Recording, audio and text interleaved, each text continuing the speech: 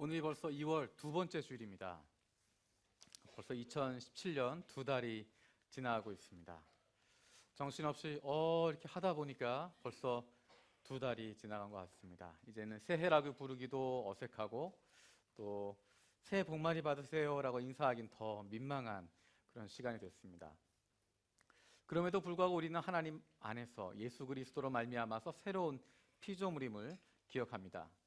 시간은 지나가지만 그래서 나이가 들어가고 나이 든 흔적이 우리 얼굴에 또 우리 몸에 나타나고 있지만 그럼에도 불구하고 날마다 새로운 피조물입니다. 날마다 예수 그리스도 안에서 새롭게 태어나고 있습니다. 어쩌면 시간이 지나가면 지나갈수록 우리는 더욱더 새로워지는 것 같습니다. 예수님을 닮은 모습으로 예수님을 조금씩 더 닮아가는 모습들을 발견하게 되어집니다. 우리 옆에 사람하고 이렇게 인사했으면 좋겠습니다. 예수님 점점 더 닮아가시네요.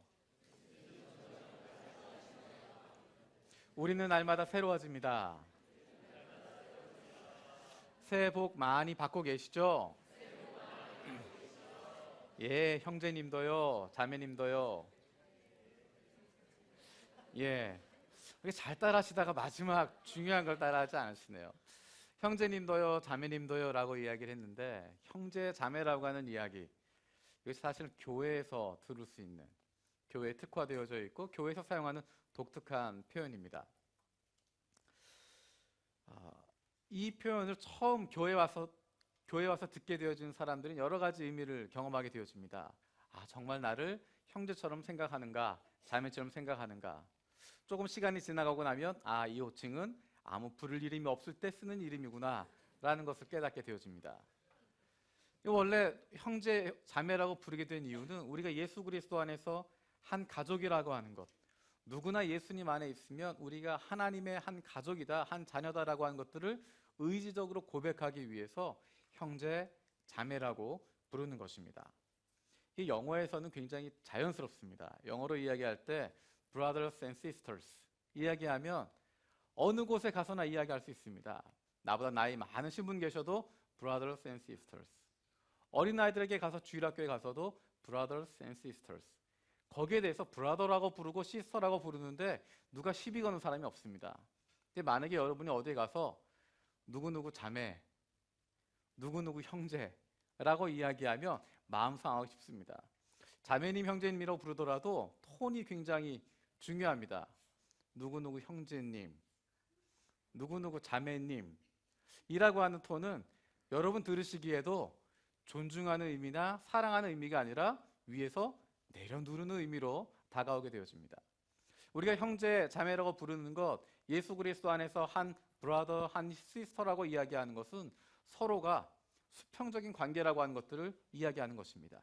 상하 관계가 아니라 수직적인 관계가 아니라 누가 더 높고 낮은 관계가 아니라 우리가 예수 그리스도 안에 있으면 세상에서의 나이 다 잊어버리고 세상에서의 명예, 지위 다 잊어버리고 세상 것 다 내려놓고 교회 안에서도 내가 교회를 얼마나 오래 다녔는지 어떤 직분 가지고 있는지 그것 다 내려놓고 그저 예수 그리스도 안에서 하나님의 자녀라고 하는 그 한 가지 때문에 우리가 서로 평등하다고 하는 것, 우리가 같은 높이에 있다고 하는 것, 누가 위에 누가 아래에 있지 않다고 하는 그 의미에서 형제 자매라고 부르게 되어지는 것입니다. 그 의미를 담고 형제 자매라고 부르는데 이게 한글로 옮기면 좀 어색해지는 거예요. 왜냐하면 우리는 늘 위아래가 분명합니다. 만나서 누구를 인사하면 항상 물어보는 게 몇 살이에요? 그 전까지는 굉장히 그러십니까 이야기하다가 나이를 이야기하는 순간 바뀝니다. 그랬어? 말을 놓기도 하고 굉장히 뒤로 이렇게 물러서기도 하고 나이가 굉장히 중요하고 무언가 순위를 매기는 것이 중요합니다. 학교 어디 나왔다 이야기하면 몇 학번이야? 꼭 이야기하고 연도가 같아도 학번 조금 빠르면 하늘 같은 선배라고 이야기하게 하고 우리는 항상 위아래로 나누는 수직적인 문화 가운데 있다 보니까 형제자매라고 부를 때도 나도 모르게 내 마음속에 그것을 가지고 있습니다. 내가 이 형제보다 윗사람인가? 내가 이 형제님보다 아랫사람인가? 위아래를 생각하면서 형제자매라고 하는 호칭들을 사용하게 되어집니다. 그러니까 형제 자매라고 부를 때 좀 어색한 부분이 있습니다. 왜냐하면 우리가 가지고 있는 톤 때문에 그래요. 내려 누르는 것 같기도 하고, 그냥 뭐라고 부르기 어색해서 그냥 뒤에 아무 말이나 갖다 붙인 것처럼 사용하기 때문에 어색할 수밖에 없습니다. 우리 이번에 다시 한번 인사할 때는 그냥 어색해서 이름 붙이는 게 아니라 정말로 사랑하는 마음인 거예요. 정말로 가족 같은 마음입니다. 참고로 말씀드리면, 제가 말씀드렸죠. 가족 안에는 꼭 미운 사람이 있어요. 자, 가족이라고 생각하시고 옆에 사람에게 형제님, 자매님, 예수님 더 많이 닮아가시네요. 인사했으면 좋겠습니다. 한번 해보십시오.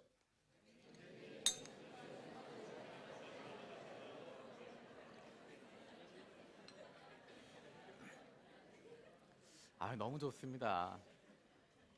그래서 우리가 서로를 향해서 형제님이라고 부르고 자매님이라고 부를 수 있는 것, 누구를 하대하는 것이 아니라 정말 사랑하는 마음에서 형제님, 자매님 부를 수 있는 것, 서로를 해서 그렇게 부를 수 있다고 하는 것이 얼마나 감사한지 모르겠습니다. 왜냐하면 우리가 하나님 안에서 한 형제요, 한 자매가 된 가족 공동체이기 때문입니다. 단순히 그냥 식구라는 의미가 아니고요, 우리는 피를 나눈 공동체입니다. 어떤 피를 나눴습니까? 예수 그리스도의 피를 같이 나눴습니다. 예수님의 보혈 때문에 한 가족 되어진 것입니다. 다른 출신 성분을 가지고 있는 것이 아니라 예수 그리스도의 십자가 보혈 피, 그로 말미암아 우리가 구원받게 되었고, 그래서 하나님의 가족이 되었고, 그래서 하나님의 자녀가 되었고, 서로가 가족이라고, 형제 자매라고 부를 수 있게 되어지는 것입니다. 우리 안에 그 누구도 예수 그리스도의 피 없이 구원받을 수 있는 사람 아무도 없습니다. 그 누구도 예수 그리스도의 보혈 아니면 하나님의 자녀가 될 수 있는 사람 아무도 없습니다. 그렇기 때문에 저와 여러분들은, 우리 모두는 혈연 공동체, 예수 그리스도로 말미암은, 예수 그리스도의 피로 말미암은 예수 그리스도의 보혈 공동체라고 이야기할 수 있습니다. 우리가 그것을 감사하려고, 또 그것을 경험하려고, 우리의 온 몸으로 느끼기 위해서 5월 7일에 온 가족 예배 원 패밀리 월십을 드리게 되어집니다. 그날은 피를 같이 나누고 있는 육신의 가족, 어린아이부터 어른까지 같이 예배드리는 것, 그것뿐만이 아니라 예수 그리스도의 보혈 공동체로서 가족, 한국부, 일본부, 중국부, 영어부 모두가 한 자리에 모여서 함께 예배드리는 시간입니다. 여러분, 모든 민족이 함께 모여서 각자의 문화를 가지고, 각자의 언어를 가지고 하나님을 찬양하는 모습, 그 모습이 바로 성경이 이야기하고 있는 천상의 모습, 하늘나라의 모습, 하늘나라의 천국잔치의 모습이 바로 그런 모습입니다. 저와 여러분들이 그 천국잔치의 모습, 하늘나라의 그 놀라운 예배의 모습, 그것의 일부라도 우리가 미리 이 땅에서 경험하게 되어지길 원합니다. 이런 소중한 공동체를 주신 하나님께 감사할 수 있는 시간이 되어지길 바랍니다. 우리가 예수 그리스도로 말미암은 보혈 공동체라고 이야기했는데, 그 안에는, 중심에는 하나님이 계십니다. 하나님의 자녀가 되는 것입니다. 하나님의 사랑으로, 하나밖에 없는 예수 그리스도 우리에게 내어주심으로 끝까지 우리를 사랑하신 그 하나님의 사랑, 그 하나님, 우리 공동체의 중심이 되어집니다. 그런데 그 하나님에 대해서 오해를 하고 있는 사람들이 있습니다. 하나님에 대해서 잘못 생각 가지고 있는 몇 가지 오해들이 있습니다. 그 중에 한 가지가 구약의 하나님과 신약의 하나님을 나누는 것입니다. 신약의 하나님은 사랑하시는 분이고 우리 아버지 되시는 분이고 은혜로운 분이시고, 구약의 하나님은 벌하시는 분이시고 율법적인 분이시고 율법을 지키는지 안 지키는지 쳐다보고 계시고 심판하시는 하나님, 멸망시키는 하나님으로 착각하는 것입니다. 그래서 마치 구약의 하나님은 심판자 하나님이고 나쁜 하나님이고, 신약의 하나님은 좋은 하나님이고 사랑하는 하나님이고, 하나님을 둘로 나누어서 생각하는 것입니다. 우리가 구약을 통독을 하면서, 구약을 읽어가면서 발견하는 것은 우리 하나님이 어떤 분인가 다시 발견하는 것입니다.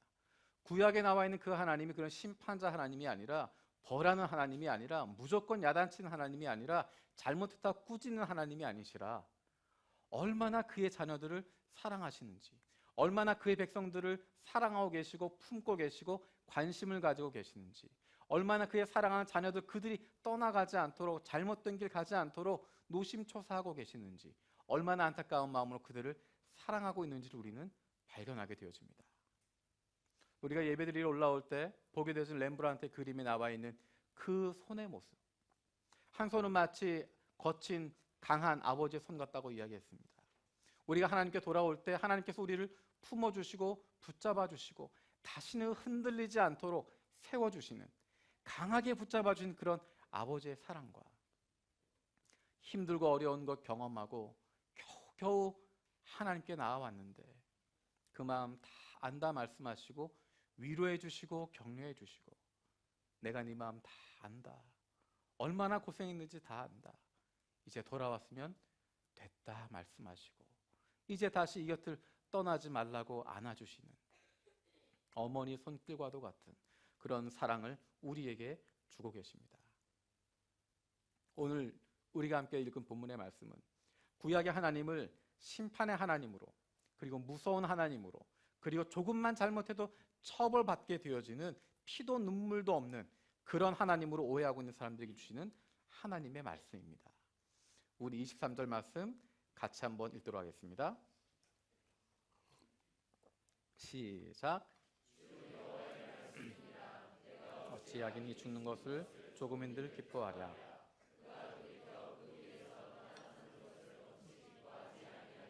아멘. 이 말씀이 바로 하나님의 마음을 보여주고 있습니다. 내가 어찌 악인이 죽는 것을 조금인들 기뻐하랴. 여러분, 솔직한 마음으로 지금 생각을 하시면 이 말씀은 좀 당황스러운 말씀입니다. 당황스럽기도 하고 약간 서운한 마음도 드는 말씀입니다. 특별히 교회 생활 열심히 하는 사람, 열심히 봉사하고 열심히 주일 지키고 열심히 헌금하고 내가 하고 싶은 것 안 하고 내가 믿음대로 잘 살았다고 생각하는 사람일수록, 내가 의인이라고 생각하는 사람일수록 사실 이 구절이 마음에 와닿지 않습니다. 좀 서운한 마음이 들 수 있습니다. 하나님, 행한 대로 갚아주셔야죠. 악한 일을 했으면 벌 받아야죠. 나쁜 짓 했는데 그 사람 가만두시면 그건 공정하지 않죠. 난 이렇게 수고했는데, 난 이렇게 노력했는데, 난 이렇게 착하게 살고 있는데, 난 이렇게 헌신하고 손해보고 있는데 하나님 그 사람 용서해 주시면 이건 옳지 않죠. 공의롭지 않죠. 하나님 어떻게 악인이 살아나는 것 그것을 기뻐하십니까? 라고 생각하게 되어집니다. 오늘의 본문은 분명하게 이야기합니다. 하나님께서는 악인이 죽는 것 기뻐하지 않는다 말씀하십니다. 악인의 회개를 오히려 기뻐하신다라고 말씀하고 계십니다. 이 말씀은, 이 구절은 하나님이 어떤 분인가를 이야기해 줄 뿐만 아니라 이 말씀을 듣고 있었던 이스라엘 백성들에게 소망을 주는 구절이 되어집니다. 이전까지 이스라엘 백성들은 교만한 사람들이었습니다.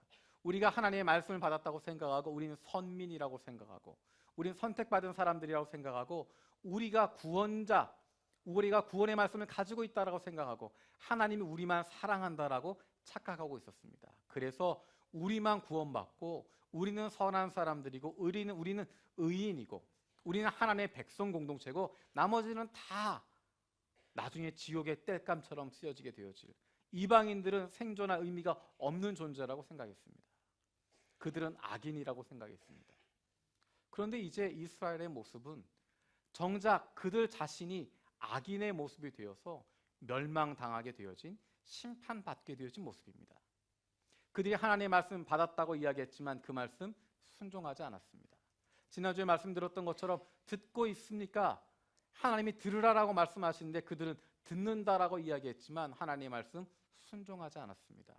율법 순종하지 않고 하나님만 섬기라고 하는 말씀 순종하지 않고 나름대로 우상을 만들어 놓고 가나안 땅에 있었던 이방 민족들이 섬기는 그 우상을 섬기고 있었던, 그래서 하나님께 마음을 두지 않고 우상에게 마음이 가 있었던, 세상 가치관 가운데 빠져 있었던, 사람들이 좋다고 하는 것 그것에만 빠져 있었던, 그 길로만 가고 있었던 모습, 그것이 바로 이스라엘의 모습이었습니다. 그래서 그들이 심판받게 되었습니다. 그래서 그 나라가 멸망해 버렸습니다. 나라가 무너져 버렸습니다. 우리가 선인인 줄 알았는데, 우리가 선택받은 백성인 줄 알았는데, 우리가 의인인 줄 알았는데 알고 보니까 악인이었다는 것입니다. 우리가 악인이었기 때문에 심판당하는 것입니다. 우리가 잘못했기 때문에, 우리가 죄인이기 때문에 우리가 나라가 멸망하게 되어지고 하나님의 성전이 무너져 내리게 되었고 예루살렘 성벽이 다 무너져 버리게 되어지는 그런 심판을 받게 되었음을 그들이 깨닫게 되어집니다. 하나님께서 오늘 주시는 말씀은 그들을 향해서 주고 있는 말씀입니다. 너희들이 악인이지만, 죄를 범했지만 나는 너희들이 멸망하는 것 원하지 않는다. 그것 기뻐하지 않는다. 다시 너희가 돌아오면, 다시 하나님께로 돌아오면, 그 길을 돌이켜오면, 악인이 그 길을 돌이켜 하나님께로 돌아오면 내가 그것을 기뻐한다고 말씀하십니다. 이스라엘 백성들에게 소망을 주시는 말씀이 되어지는 것입니다. 다시 한번 기회를 주겠다고 말씀하시는 것입니다. 하나님은 절대로 심판을 즐기고 벌 주는 것 즐거워하고 정죄하는 것 즐거워하는 그런 분 아니십니다. 그럼 도대체 심판이 왜 있을까? 왜 심판한다고 자꾸만 이야기를 하실까? 심판한다, 심판한다. 왜 자꾸 이야기하실까? 하나님은 공의로 사람들을 심판하십니다. 공의롭다고 하는 것은 그들이 잘못한 것만큼만 벌한다는 것입니다. 한 가지를 벌했으니까 전체를 어긴 것으로 무조건 벌하는 것이 아니라 그가 잘못한 것만큼만 벌하게 되어집니다. 그리고 그 심판에 대해서 하나님 강조하시지만 그 심판을 하신 이유는 사람들을 심판하기 위해서가 아니라 그로 말미암아 사람들이 의로운 길을 살아갈 수 있도록 하기 위한 것입니다. 그래서 하나님 말씀하신 이 심판은 오히려 저와 여러분들에게, 우리들에게 바로 궁극적인 복이 되는 것입니다. 시험에는 두 가지 종류의 시험이 있습니다. 한 가지는 떨어뜨리기 위해서 하는 것입니다. 제한된 숫자만 성공할 수 있기 때문에 많이 떨어뜨리는 것입니다. 어떻게 해서든 떨어뜨리는 것입니다. 무슨 트집을 잡아서든 이유를 잡아서든 떨어뜨리는 것입니다. 한국의 9급 공무원 시험이 바로 그런 시험입니다.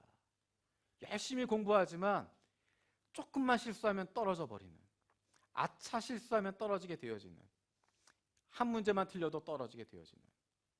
그런데 그것을 아무리 열심히 공부해도 별로 쌓이는 것은 없습니다. 그 시험 준비하는 과정을 통해서 성장하는 것도 아니고요. 그것을 통해서 무언가 배워가는 것도 아니고요. 그저 시간을 사용하게 되어지면서 그저 시험에 붙기 위해서, 틀리지 않기 위해서 그 시험 문제에만 매달리게 되어집니다. 시험을 주관하는 입장에서도 어쨌든 떨어뜨려야 되기 때문에 떨어뜨릴 수 있는 방법을 찾는 것입니다. 사람을 붙이는 것이 아니라, 성공시키는 것이 아니라 떨어뜨리는 방법, 어떻게 문구 하나라도 바꿔서 어떻게 착각하도록 만들고 어떻게 시험에 들도록 만들어서 떨어뜨릴까, 그것에 대해서 고민하는 시험이 있습니다. 다른 한 가지는 배우도록 하는 시험이 있습니다. 어떤 과제를 완성하도록 하는 것입니다. 그 시험을 준비하는 과정을 통해서 배울 수 있도록 하는 것입니다. 그 시험을 마치고 나면 성장하게 되어지는 것입니다. 그 시험이 끝나고 나면 그 다음 과정을 이룰 수 있게 되어지는 것입니다. 어떤 경우는 시험 문제를 미리 가르쳐 주기도 합니다. 왜냐하면 그 문제들이 중요한 것이기 때문에. 그러한 공부를 할 때 그것이 중요한 개념이고 중요한 것, 이것은 분명히 알아야 된다 생각하기 때문에 미리 문제를 주고 시험을 준비시키기도 합니다. 물론 그렇게 한다고 시험 공부를 다 하는 건 아니겠죠. 시험을 통해서 성장할 수 있도록 만들어주는 것입니다. 그리고 조금만 어떻게 하면 더 잘 볼 수 있을까, 시험을 잘 통과할 수 있도록 방법을 제시하고 도와줍니다. 왜냐하면 시험 자체가 목표가 아니기 때문입니다. 시험이 있으니까 더 열심히 공부할 수 있도록 만들어주는 것입니다. 시험이 있으니까 그것을 통해서, 그것을 지나가는 과정을 통해서 더 배우고 익히고 성숙하고 성장할 수 있도록 도와주는 것입니다. 하나님의 심판을 이 두 가지의 시험에 비교한다면 어떤 것일까요? 하나님의 심판은 무조건 멸망시키기 위해서, 심판하시기 위해서 핑계를 찾는, 기회를 엿보는 그런 것 아닙니다. 어떻게 무엇을 잘못하고 있나 그것만 쳐다보고 있다가 감점시키고 무조건 쫓아내게 되어지는 심판 자체가 하나님의 목적이 아닙니다. 하나님의 심판을 통해서, 심판이 있다고 하는 것, 악을 저지르면 심판이 있다고 하는 것, 그것을 통하여서 우리로 하여금 악에 빠지지 않도록 하는 것입니다. 심판을 두려워하도록 만들게 되어지고, 그래서 그것을 피할 수 있도록, 심판에 빠지지 않기 위해서 선한 길 갈 수 있도록, 악한 길에서 떠날 수 있도록, 의로운 삶을 살아갈 수 있도록 만들어주시는 것입니다. 혹시 운전하시는 분들 중에 한 번도 법규 위반에 걸리거나 뭐 안 하신 분 혹시 계십니까? 운전을 하다 보면 화가 나는 순간이 있습니다. 객관적으로 이야기하면 제가 잘못한 거지만, 아니 거기에 그렇게 숨어 있다가 잡는 경우, 속도 위반에 그런 경험 있으시죠? 길을 그렇게 만들어 놨는데 그렇게 빨리 달릴 수밖에 없도록 만들어 놓고 기분 좋게 빨리 달리게 해놓고 왜 그 코너를 돌며 숨어서 단속하냐 말이에요. 함정 수사가 있습니다. 꼭 법규 위반할 만한 곳에 숨어 있습니다. 그래서 속도 잘 나는 길에 꼭 그때쯤 가면 숨어 있다가 단속을 하기도 하고, 신호 위반하기 딱 좋은 곳에, 신호 어떤 건지 정확히 알지 못해서 실수하기 딱 좋을 만한 곳에 미리 숨어 있다가 단속하는 경우가 많이 있습니다. 한국 경찰이 달라진 부분이 있는데요. 몇 년 전과 요즘과 많이 달라진 부분이 있습니다. 속도 위반 잡을 때 예전에는 속도 내기 좋은 곳 뒤에 숨어서 단속을 했었는데 요즘에는 그 앞에서 단속을 합니다. 미리 붙여놓습니다. 1km 전방에서 단속 중, 속도 위반 단속 중 붙여놓습니다. 그리고 차를 운전하다 보면 웬만한 내비게이션들은 500m 앞 속도 제한 구역입니다. 이렇게 나오게 됩니다. 그래서 속도를 줄이게 되어 있습니다. 처음에 이야기했던 함정 수사는 돈을 벌기 위한 것이고 단속을 위한 것이고 범칙금을 통해서 수익을 올리고자 하는 것이 목적이라고 한다면, 뒤에 이야기했던 것은 정말 사고를 줄이기 위해서 하는 것입니다. 속도를 줄여야 하기 때문에, 속도를 줄이지 않으면 위험하기 때문에 미리 경고를 주는 것입니다. 여기 지나가면 단속하고 있습니다. 속도 위반 잡고 있으니까 속도를 줄이십시오라고 이야기하는 것입니다. 물론 우리는 속도 제한 표시가 있어도 신경 쓰지 않기 때문에 굳이 단속한다고 이야기해서 속도를 줄이도록 만드는 것입니다. 우리가 세상을 살아가면서 하나님 말씀대로 살지 않으면, 악에 빠져 있으면, 죄 가운데 빠져 있으면 심판받는다고 하는 그 단속의 메시지를 주심을 통하여서 우리에게 우리의 삶을 돌아볼 수 있도록 만들어 주시는 것입니다. 하나님의 심판은 함정 수사하는 게 아니고요, 우리가 악에 빠지길 기다렸다가, 심판받길 기다렸다가, 잘못하는 걸 기다리고 있다가 우리가 뭐 하나 실수하면 바로 그 자리에 탁 튀어나오셔서 옐로우 카드 아니면 레드 카드, 넌 이제 퇴장이야, 넌 심판받아야 돼, 그렇게 말씀하시는 분이 아니라, 너희들이 잘못하면 악을 저지르게 되면 옐로우 카드 받을 거고, 이거 2번 받으면 레드 카드 받고 퇴장하게 될 거야. 그러니까 잘못하면 안 돼라고, 옐로우 카드 받지 않도록 해라라고, 레드 카드 받지 않도록 조심하라고, 주의하라고 우리에게 말씀하시는 것입니다. 하나님의 심판은 심판 자체가 목적이 아니라 그 심판을 통하여서 우리를 일깨워 주시고, 우리로 하여금 하나님의 말씀에 순종하도록 만들고 하나님께 나아갈 수 있도록 만드시는 것입니다. 하나님의 진정한 기쁨은 악인이 회개하고 악한 길을 떠나 사는 것입니다. 그래서 그가 자신의 악으로 어려움을 당하더라도, 심판을 당하더라도 그 안에서 심판으로 인해 깨닫고 돌아서게 되어지는 것, 하나님께로 돌아오게 되어지는 것, 의의 길로 돌아오게 되어지는 것, 그것을 원하는 것입니다. 하나님은 피도 눈물도 없는 심판자가 아니라 악인의 죽음까지도 기뻐하지 않으시는 사랑의 하나님이라고 하는 것, 그 사랑의 하나님을 날마다 경험할 수 있는 저와 여러분들 되어지기를 축복합니다. 자, 그러면 어떻게 하면 악인이 돌아올 수 있을까? 어떻게 하면 악인이 살아날 수 있을까? 제가 설교를 준비하다가 가끔 실수를 할 때가 있습니다. 기분 좋게 설교 본문 미리 금요일에 다 보내놓고 저 혼자 설교 준비하다가 본문을 조금씩 늘려갈 경우가 있습니다. 그리고 이제 통보도 안 해주고, 그래서 제가 알려준 거는 한 절만 알려줬는데 준비한 거는 앞에 2-3절까지 준비할 경우가 가끔씩 있습니다. 오늘이 그런 날입니다. 사실은 21절에서 23절까지를 읽자고 제가 설교는 준비해 놓고 미리 보낼 때는 23절, 이 절이 중요한 거야, 이거 한 절만 보내서 주부엔 그렇게 나왔습니다. 제가 이렇게 길게 말씀드리는 이유는요, 21절 말씀을 읽을 건데 화면이 안 나올 수도 있습니다. 죄송합니다. 21절 말씀 우리 같이 나오네요. 어쩜 이렇게 감사하죠? 21절 말씀 우리 같이 읽도록 하겠습니다. 시작.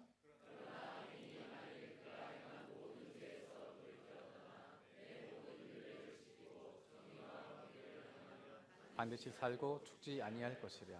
아멘.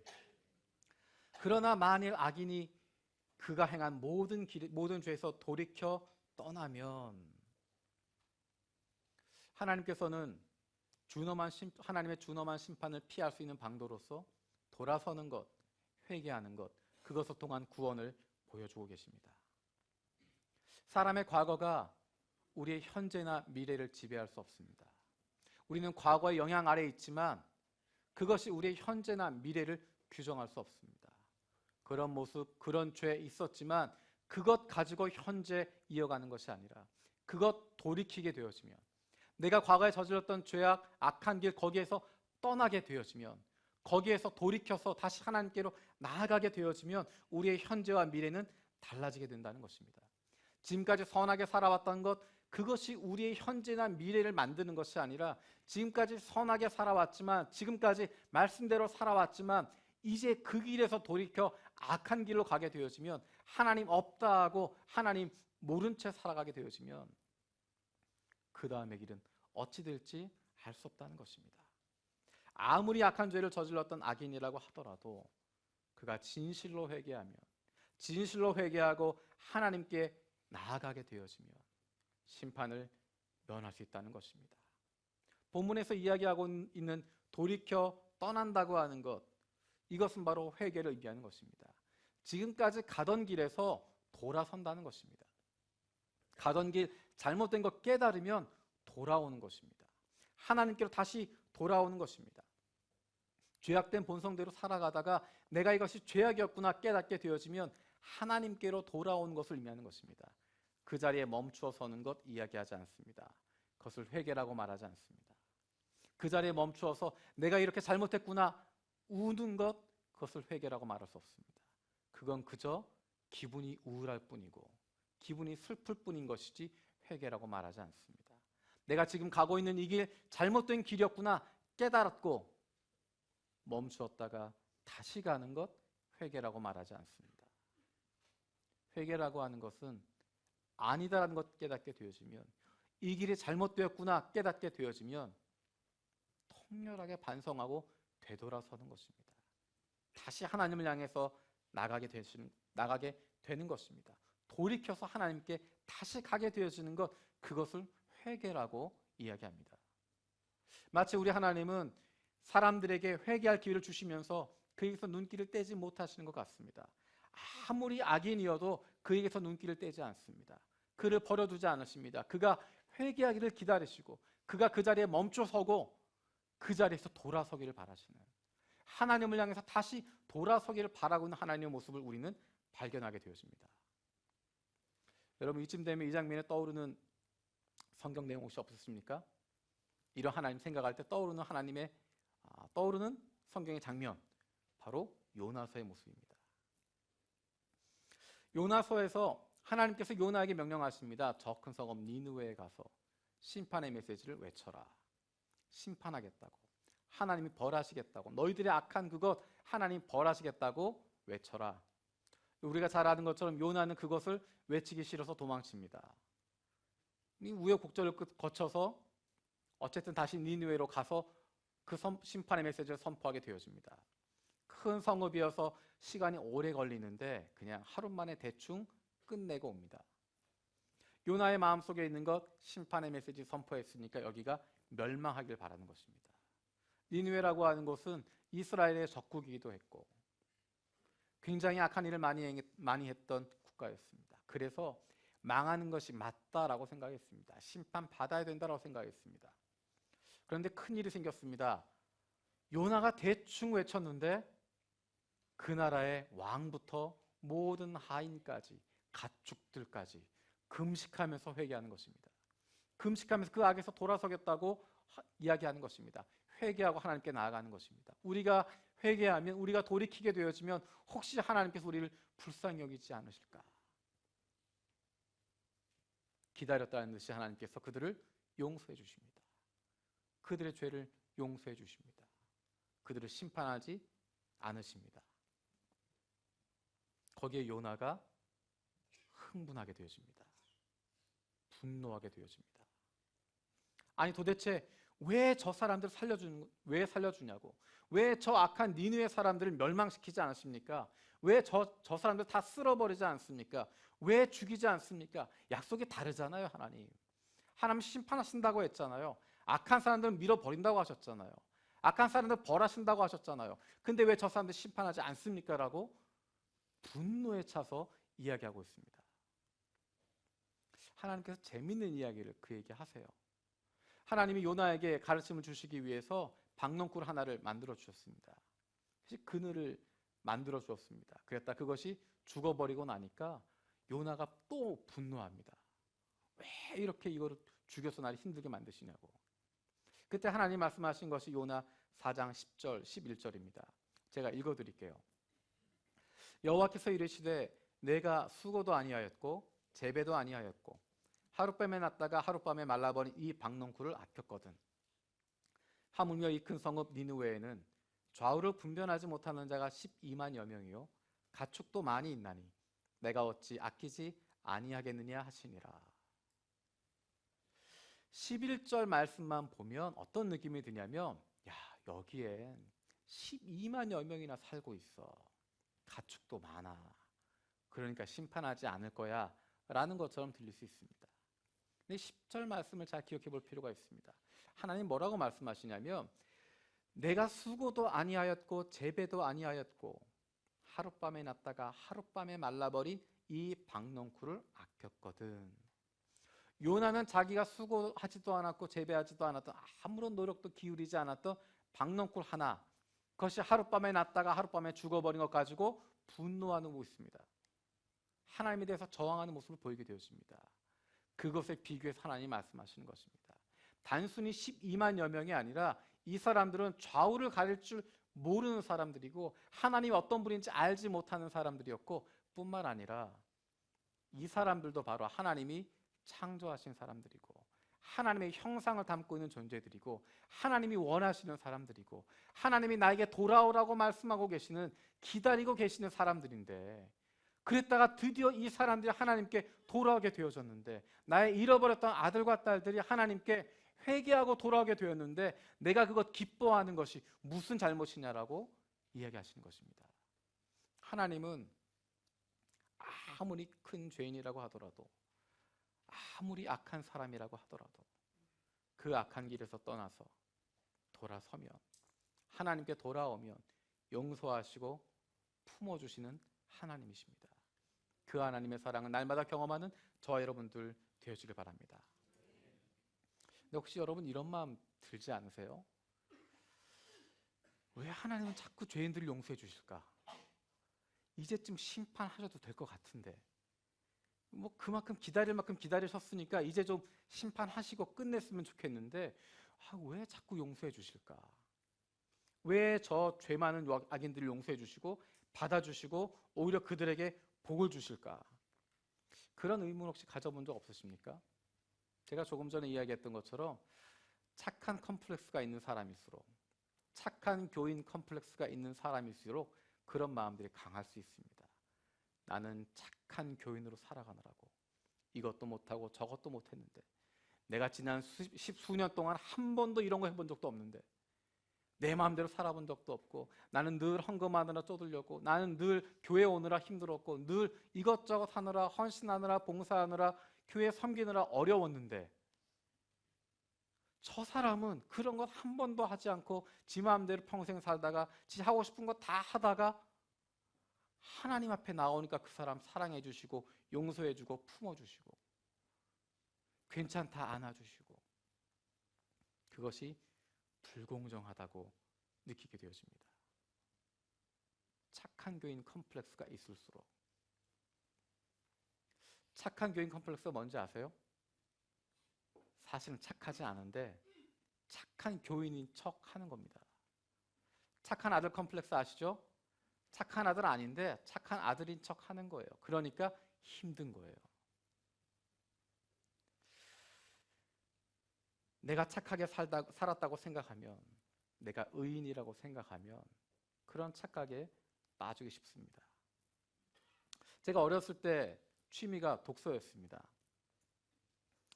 어린이 도서관에 다닌 적은 없지만 그 당시에 나와 있었던 어린이들이 읽어야 될, 초등학생까지 읽어야 될 책들은 거의 다 읽은 것 같습니다.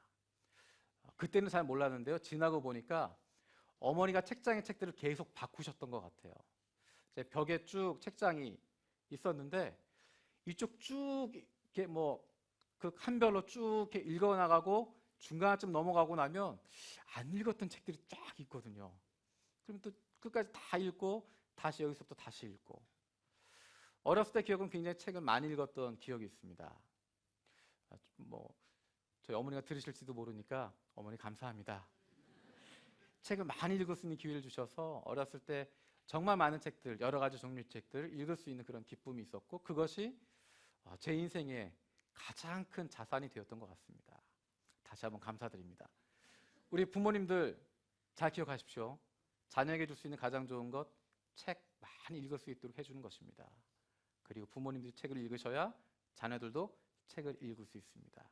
부모님 드라마 보시면 애들은 아니메만 보고 있습니다. 자, 제가 어렸을 때 읽었던 책 가운데 아주 깊이 기억에 남아있던 책이 있습니다. 제가 그 책 제목을 기억하지 못했어요. 누가 썼는지 잘 몰랐고요. 최근에 제가 그걸 구글링을 해봤습니다.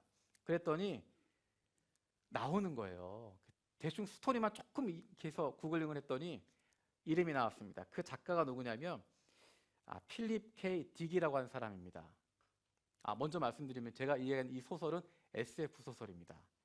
공상과학 소설입니다. 필립 K. 딕이라고 하는 사람이 쓴 책인데요.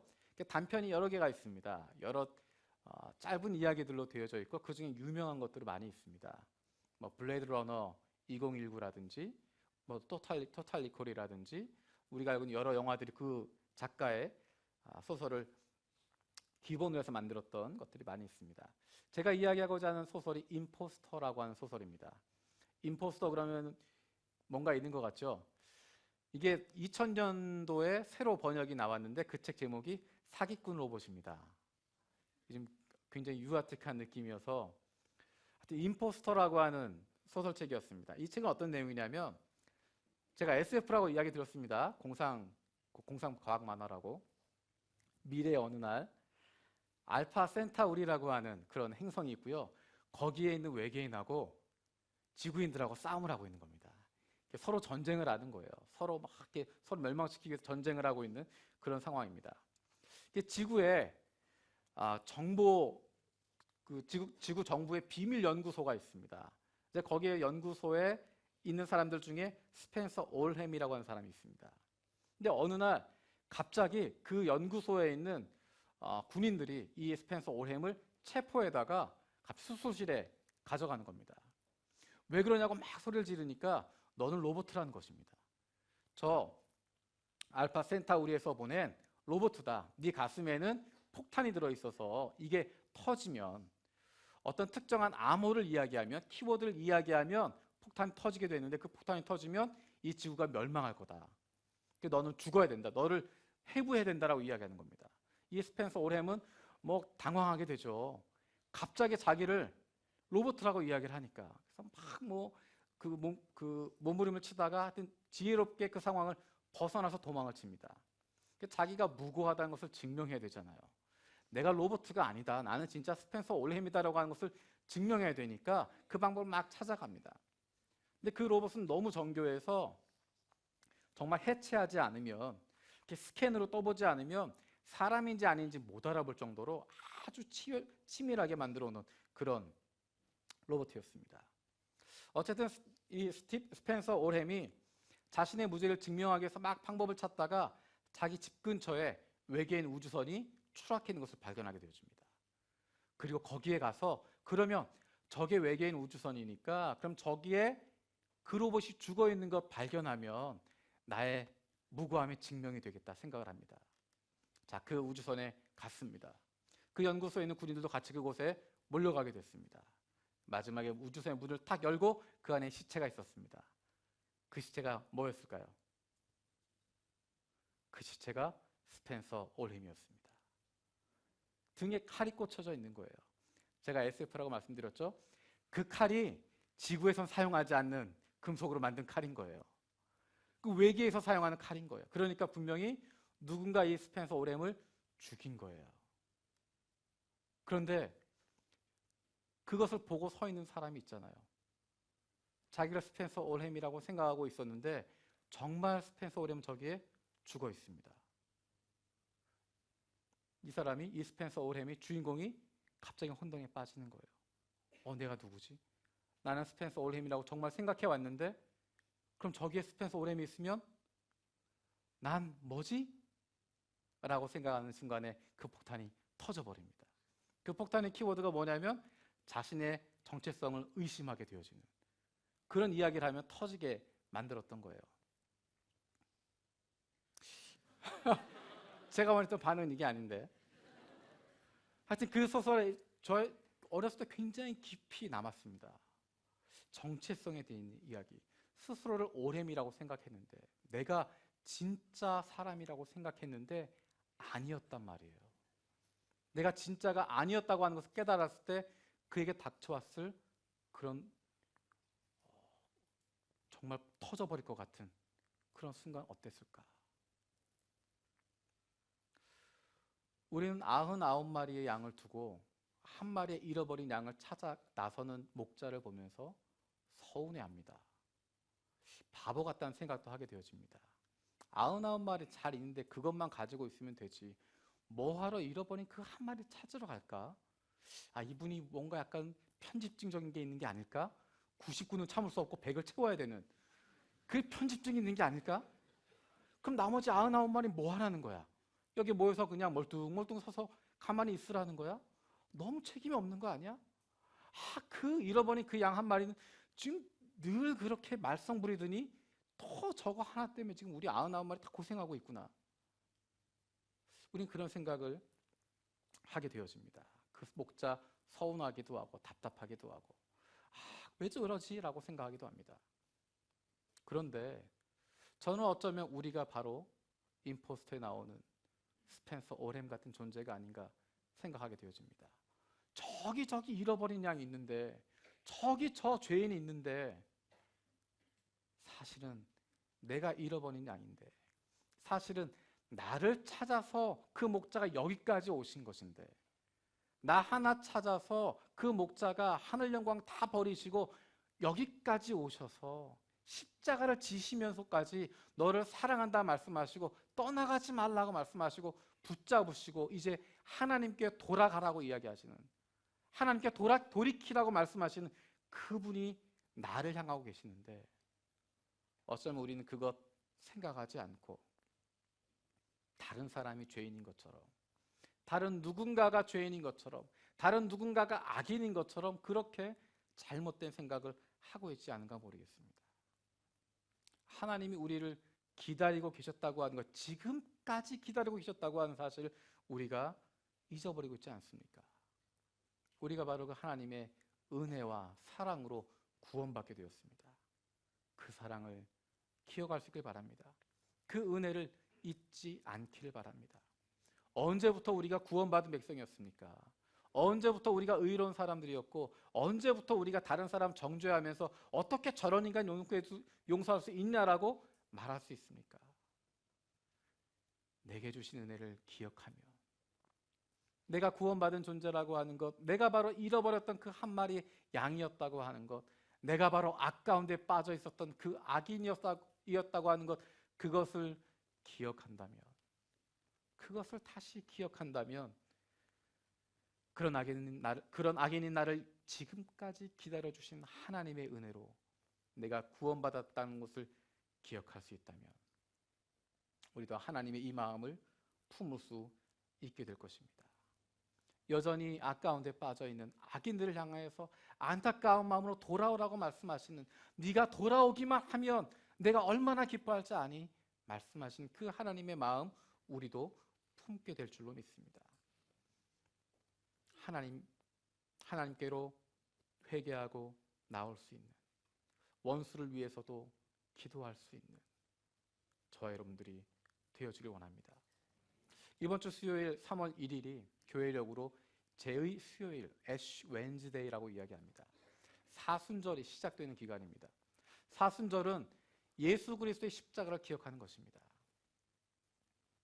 나를 위해서, 죄인이었던 나를 위해서, 악 가운데 빠져 있었던 나를 위해서 심판받을 수밖에 없고 멸망당할 수밖에 없는 99마리의 물에서 떠나져 있어서 혼자 길 잃어버린 양이어서 언제 죽게 될지 모르고 어떤 상황에 빠질지 모르는 나인데, 그런 나를 향해서 지금까지 기다려주시고 끝까지 기다려주시고, 그리고 하늘 영광 다 버리시고 비천한 인간의 몸을 입고 이 땅에 오셔서 바로 나를 위해서 십자가에서 돌아가신, 마지막까지 내가 너를 사랑한다 말씀하셨던, 끝까지 나를 사랑해 주셨던 그 예수 그리스도의 사랑, 그것을 다시 기억하고 다시 그 은혜를 돌아보는 시간이 바로 사순절 기간입니다. 이 사순절 기간을 통하여서 악인이 자기 길에서 돌이켜 돌아온 것 기뻐하시고, 그것 인하여서 원하셨던 그 하나님, 그 은혜 때문에 내가 살아있음을 감사할 수 있는, 그리고 그 은혜에 머무는 것이 아니라 그 은혜로 말미암아서 아직도 하나님께 돌아가지 못하고 있는 우리의 잃어버린 형제 자매들을 향하여서, 아직도 어둠 가운데, 죄 가운데, 악 가운데 빠져 있는, 어둠과 멸망과 심판의 길을 걸어가고 있는 그 사람들에게 우리 하나님께로 돌아가자고, 하나님 아버지가 당신을 기다리신다라고 그들을 부를 수 있는, 하나님 앞으로 인도할 수 있는, 그들을 위해서 기도할 수 있는 저 여러분들 되어지길 원합니다. 이 시간에 찬양하며 고백하길 원합니다. 우린 처음부터 의로운 사람 아무도 없습니다. 모태신앙 태어날 때부터 의인이었는가? 그렇지 않습니다. 모태신앙도 태어날 때부터 죄인이었고요, 지금 예수 믿게 된 사람도 죄인이었다가 구원받게 되어진 것이고요, 저와 여러분 그 누구도 예수 그리스도의 보혈이 없었으면, 하나님의 그 사랑이 없었으면 구원받을 수 없었던 사람들입니다. 그 은혜를 잊어버리고 나니까 다른 사람 비난하게 되고요, 그 은혜 잊어버리고 나니까 하나님 왜 저 사람들 심판하지 않느냐고 불평하게 되어지고요, 나를 구원해 주신, 나를 사랑해 주신 그 하나님에 대한 사랑 잊어버리고 나니까 하루하루 살아가는 것이 힘들고 어렵기만 하고 짜증나기만 하고, 이렇게 또 한 달 살아야 되나, 이렇게 또 한 해 버텨야 되나, 그런 마음만 가지게 되어집니다. 이 시간 찬양하는 가운데 우리의 모습을 다시 한번 기억하게 되어지고, 그런 죄인이었는데 나를 사랑해 주신 하나님, 그 하나님의 사랑으로 내가 살아갑니다. 나에게 주신 그 하나님의 은혜, 그 은혜 날마다 기억하며 감사함으로, 기쁨으로 살아가게 해주십시오. 기도하는 마음으로 나 같은 죄인 찬양하겠습니다.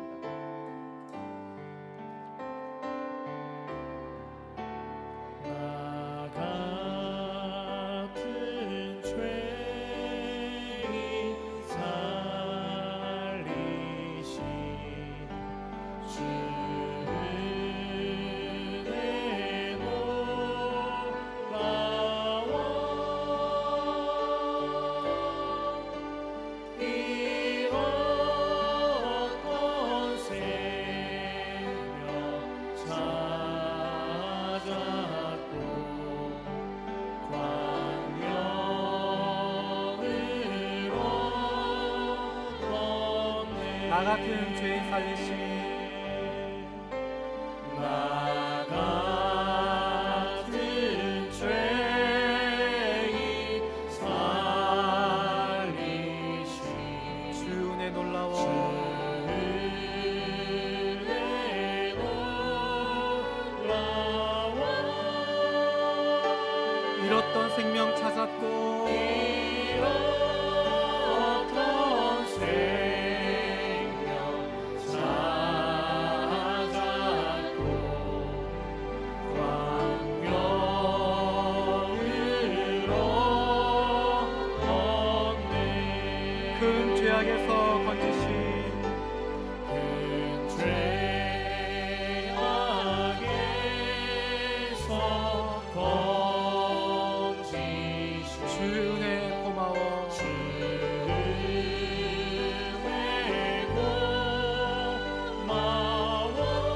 나 처음 믿은 그 시간, 나 처음 믿은 그 시간, 귀하고 귀하다. 이제껏 내가 산 것도 주님의 은혜라.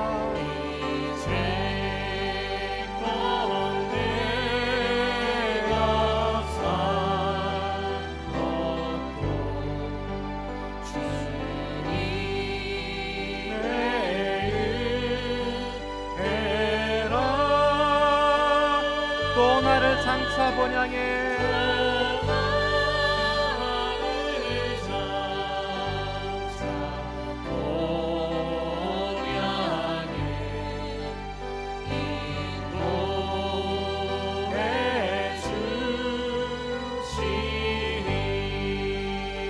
거기서 우리 영원히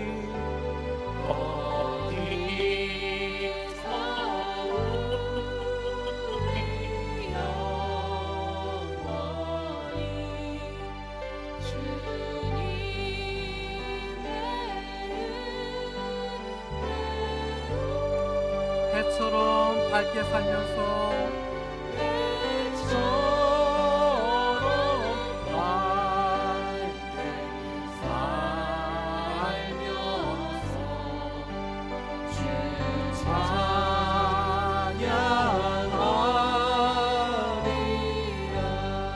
우리 시간 함께 기도하기 원합니다.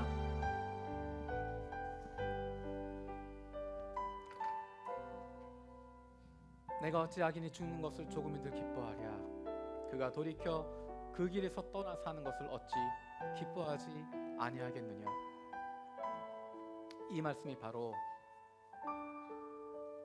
다른 사람을 향한 이야기가 아니라, 다른 사람 기다리기 싶다고 한 이야기가 아니라, 다른 사람에게 돌아오라고 하신 말씀이 아니라 바로 나를 기다려 주셨던 말씀임을 기억합니다. 나를 향하여 하셨던 그 말씀임을 기억합니다. 내가 그렇게 죄인이었는데, 내가 그렇게 죄 가운데 빠져 있었고, 내가 바로 잃어버린 양이었는데, 내가 바로 죽을 수밖에 없는 악인이었는데, 하늘 영광 버리시고 비천한 인간의 몸을 입으시고 이 땅에 오셔서 십자가의 그 비참한 죽음을 통하여서 나를 후원하여 주신 그 주님의 은혜에 감사를 드립니다. 하나님, 우리가 그것을 잊어버리고 살기도 하고 모른 척하고 살기도 하고, 나는 늘 거룩했던 것처럼, 늘 성실한 것처럼, 늘 착한 것처럼, 늘 좋은 그리스도인 것처럼 그렇게 모습 가지고 있었지만, 내가 착한 교인 컴플렉스를 가지고 있었고, 실상은 죄 가운데 빠져 있었고, 실상은 바로 내가 죄인이라고 하는 것 다시 돌아보게 하심을 감사드립니다. 이 시간 기도할 때 하나님, 내가 그 하나님의 은혜를 다시 한번 기억하게 해주시고, 나를 구원하신 그 주님의 사랑 날마다 경험하며 그 가운데 빠져 살아갈 수 있는 우리 한 사람 한 사람 되게 해달라고, 그로 말미암아 우리의 마음이 넓어지게 해주시고, 우리가 죄인들을 향하여서 잃어버린 우리의 형제 자매들을 향하여서도 하나님의 그 마음 가지고 나아갈 수 있는 믿음의 사람들 되게 해달라고 이 시간 같이 기도하겠습니다. 살아계신 아버지 감사합니다. 아버지 하나님, 우리가 바로 그 죄인이었습니다. 우리가 바로 그 악인이었습니다. 그 악인 기다리신다고 생각했고, 그것 때문에, 그 사람 때문에 내가 진짜 생각했는데, 그 잃어버린 양 한 마리 때문에 내가 이렇게 고생하고 있습니다. 하나님, 그것이 아니라 나를 찾아서 오셨고, 나를 기다려주셨고, 내가 죄 가운데 빠져 있었지만 내가 하나님의 돌아서기를 기다리고 계셨고, 내가 돌아서게 되어지자마자 회개하자마자 나를 기뻐하시고 안아줬던 그 하나님, 다시 한번 기억합니다. 하나님은 그 기쁨을 우리가 믿게 하여 주시옵소서.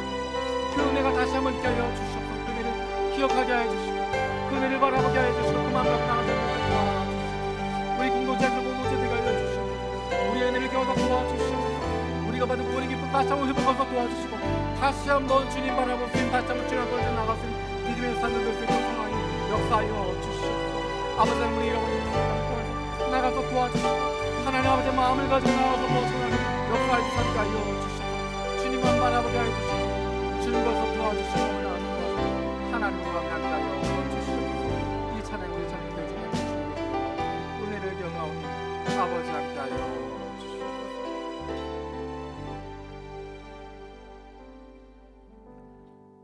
살아계신 아버지 하나님, 그 악인을 향하여서도 기다려주시고 그가 망하는 것, 죽는 것 기뻐하지 않으신다 말씀하셨던 하나님,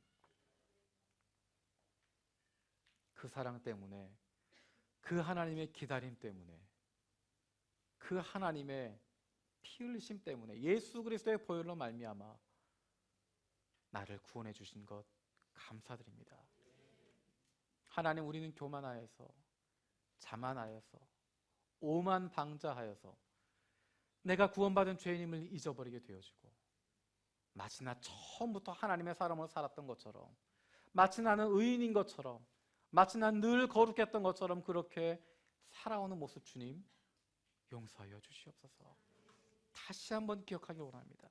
내가 구원받은 죄인임을, 나를 끝까지 사랑하시고 끝까지 나를 품으셨던 그분이 바로 하나님이시고, 하나님의 은혜로 말미암아, 예수 그리스도의 사랑으로 말미암아 내가 구원받았음을 늘 기억하게 하여 주시고, 그것이 우리의 날마다의 삶에 넘치게 하여 주시옵소서. 그로 말미암아 나와 함께 하신 하나님, 나를 끝까지 사랑하신 하나님, 그 하나님이 나와 동행하심을 인하여서 세상의 그 무엇으로도 흔들리지 아니하고 늘 하나님 나와 함께 하심, 나와 동행하신 그 하나님으로 말미암아 날마다 기뻐하고 감사할 수 있는, 날마다 은혜 넘치는 삶을 살아가는 저희들 되게 하여 주시옵소서.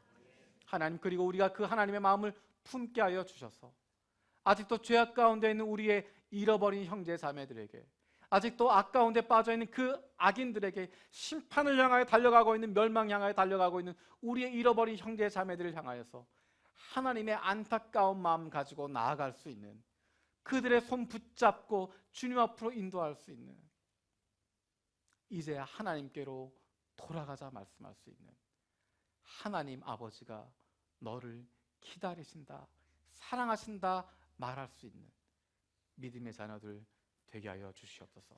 성령 하나님께서 우리 가운데 함께 하시는 것 믿고 감사드리며 예수 그리스도의 이름으로 기도드립니다. 아멘.